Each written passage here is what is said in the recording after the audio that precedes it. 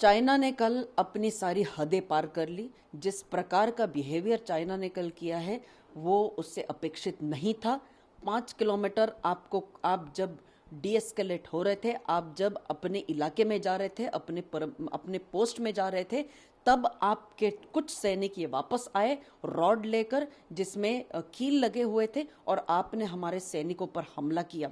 ये जो चीज़ पूरी हुई है ये हुई है क्योंकि हमारे जो सैनिक थे वो अपने इलाके में खड़े थे और चीनी सैनिक ये पॉइंट के बीच में थे। इतने दिनों से वहां पर स्टैंड ऑफ चल रहा था, लेकिन कल का जो हादसा हुआ है वो पेट्रोलिंग पॉइंट 14 के पास हुआ है जहां से ये चीनी सैनिक पीछे हट रहे थे। और ये जो हमारे 20 सैनिक शहीद हुए हैं उन शहीदों को नमन, उन परिवारों को बहुत बहुत शक्ति दे भगवान। और इसका ज़रूर चाइना को हिसाब और जवाब ये देना पड़ेगा और हम चुप बैठने वालों में से नहीं हैं। दोनों देशों ने डिसएंगेज तो वहां से कर लिया है, लेकिन टेंशन ज़रूर है सीमा के ऊपर और आगे क्या हम कदम उठाएंगे इसके लिए दोनों देश ये इंतजार कर रहे हैं। लेकिन भारत ने चुप्पी नहीं साधनी चाहिए क्योंकि चाइना ये सीधी तरह बात नहीं मानता है। अच्छे तरह से बातचीत हुई थी, चाइना ने हमें धोखा दिया था। बातचीत में यह तय हुआ था कि दोनों देश ये पीछे हटेंगे, चाइना ने धोखा दिया, धोखा करके वो वापस आए और ये हरकत की हुई है। और इसीलिए चाइना ये एक देश है जिसके ऊपर विश्वास हम कर नहीं सकते, चाहे वो कितनी भी मीठी मीठी बातें कर ले। चाइना को सिर्फ मेरे ख्याल से गोलियों की और मार की जरूरत है, तभी चाइना जाके सुधरेगा। लेकिन ये चीज याद रखनी पड़ेगी हमको कि हमारे बॉर्डर्स को हमने सिक्योर करना है और भारतीय सेना ये सक्षम है अपने सीमाओं की रक्षा करने के लिए।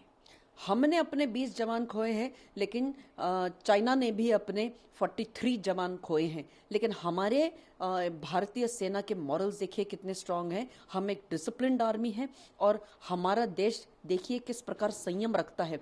कल हमने अलाउ किया चाइनीज़ के हेलीकॉप्टर्स को हमारे सीमा के अंदर आकर उनके जो जवान जो मारे थे हमने उनको उनके शव ले जाने के लिए और जो घायल थे उनको भी ले जाने के लिए हमने उनके ऊपर फायर नहीं किया, हालांकि वो हमारे सीमा के अंदर आए थे।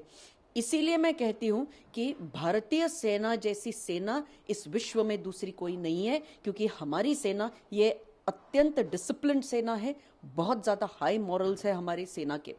दूसरी सबसे अहम बात यह है कि इस हादसे के बाद डिसएंगेजमेंट ज़रूर हुआ है, लेकिन हमने एक सबक सीखा है कि चाइना ये हमेशा धोखा करता है, चाइना विश्वास का पात्र नहीं है और चाइना के ऊपर किसी प्रकार का भी हम विश्वास या ट्रस्ट ये नहीं कर सकते। हमारी सेना और हमारे देश का संयम ये बहुत उच्च स्तर का है और इसका हमें गर्व है। संयुक्त राष्ट्र कह रहा है कि शांति हमने रखनी चाहिए दोनों देशों ने, और अमेरिका भी कह रहा है कि दोनों देशों ने थोड़ा सा शांति बरकरार रखनी चाहिए। और अमेरिका ने तो ऑफर किया है कि हम मीडिएट करते हैं दोनों देशों के बीच में।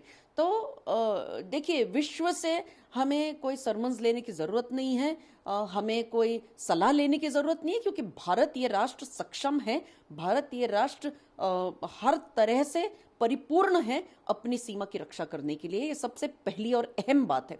दूसरी अहम बात ऐसी है कि पूरे विश्व ने अब चाइना के साथ किस प्रकार डील करना चाहिए, ये क्योंकि सब ने देखा हुआ है कि चाइना ने किस प्रकार धोखा किया है भारत के साथ। आप बातचीत कुछ और करते हैं, बातचीत में तय कुछ और होता है चाइना और भारत के बीच, और चाइना उससे धोखाधड़ी करता है और उसमें अपना असली चेहरा दिखाता है। तो अगर इस प्रकार चाइना बिहेव करने वाला है तो सारे दुनिया के देशों ने चाइना का बहिष्कार करना चाहिए, चाइना के साथ हर ट्रेड रिलेशंस बंद करने चाहिए और चाइना के साथ हर प्रकार का कोई भी रिलेशन ये तोड़ना चाहिए, क्योंकि चाइना ये बेसिकली एक्सपेंशनिस्ट पॉलिसी रखता है और चाइना को ये कम्युनिस्ट राज्य होने की वजह से चाइना ने हर जगह BRI है, सिपेक है और अलग अलग इन्होंने रास्ते बना के रखे हैं जहां पर इनके ट्रेड रिलेशन से या ट्रेड इनका जहां पर चलेगा, क्योंकि चाइना ये मैन्युफैक्चरिंग राष्ट्र है और ये मैन्युफैक्चर करते हैं और बाकी देशों में ये भेजना चाहते हैं। सिपेक ये सबसे बड़ा धोखा है चाइना के लिए, क्योंकि भारत ने ये तय किया है कि भारत पाक व्याप्त कश्मीर लेने वाला है और इसीलिए इस प्रकार की बेहुदा हरकत चाइना कर रहा है और चाइना को ये समझ जाना चाहिए। भारत ये सक्षम है चाइना को जवाब देने के लिए और हर प्रकार का संयम रखने के लिए।